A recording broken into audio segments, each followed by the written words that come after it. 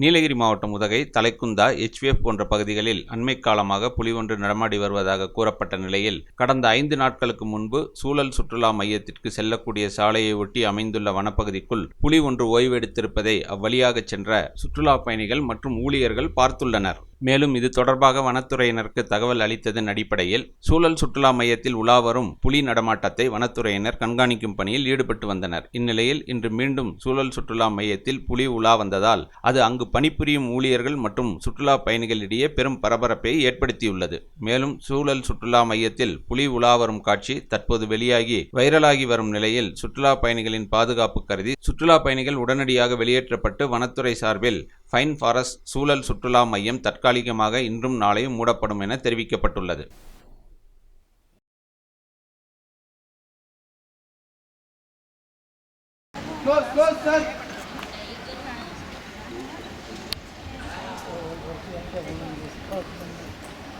எவ்வளவு பேர் இருக்காங்க?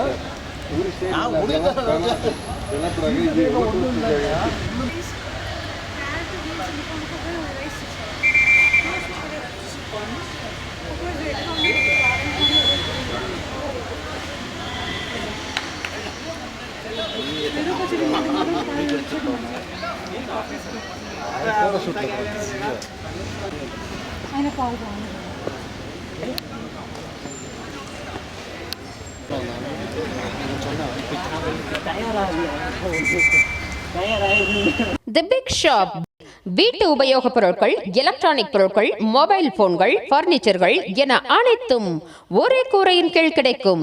பஜாஜ் ஃபைனான்ஸ் வசதி உண்டு. A shop where your shopping never ends. ராகம் டிவி யூடியூப் பக்கத்தை சப்ஸ்கிரைப் செய்யுங்கள்.